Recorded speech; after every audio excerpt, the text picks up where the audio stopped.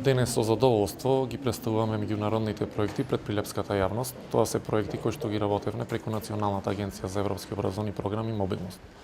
Во дел од овие проекти бевме носители, а во дел бевме и партнери.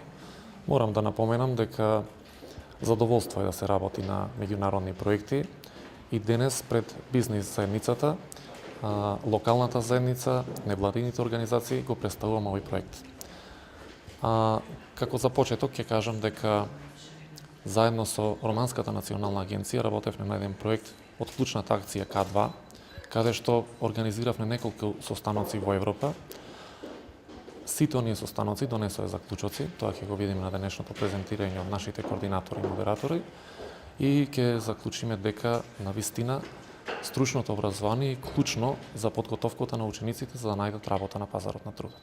Главниот резултат на овој проект е тоа што е отворен онлайн курс, каде што секој ученик од средното стручно училиште ќе може да го посетува тој курс и да добива сертификати кои ќе му бидат потребни за понатамошно имплементирање на пазарот на трудот.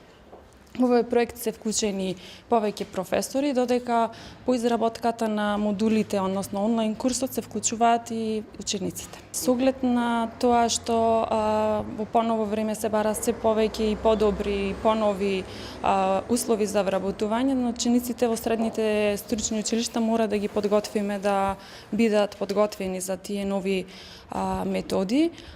Учениците ќе бидат вклучени месечно по 100 ученици на онлайн курсот, а додека професорите кои што присуствуваат на 5 транснационални состаноци се 10. Добро е присуството на овој проект во кој се вклучени неколку страни, и тоа образовниот процес преку училиштата, бизнис секторот и невладиниот сектор.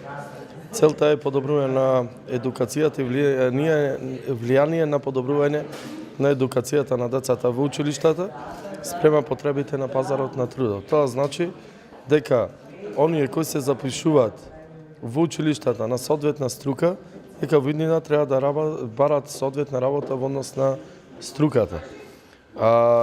Тоа може да се направи со подобрување на едукацијата во самиот едукативен процес, меѓутоа и со поврзување со бизнис секторот во однос на отворање на нови работни места во поглед на тие насоки. Од друга страна, исто така и бизнес секторот треба да бидат поотворени, бидејќи не е доволна само теоретската едукација, туку и практичната едукација во самиот бизнес сектор, и тука треба да биде што поголема поврзаноста, од една страна да и практично се обучуваат децата, а од друга страна да и се јави интерес кај самите деца после завршување на средното или високо образование, да можат да се работуваат во тие постојачки фирми, компании во градот и во Република Македонија. И секако има уште една многу битна страна во овој едукативен процес, а тоа е дека не е доволно само влијанието на практичната и теоретската настава, туку многу битно е и да правилно се распоредат струките во кои правече се одвива понатаму образовниот процес и едукацијата, за да одговара на развојот на локалната економија.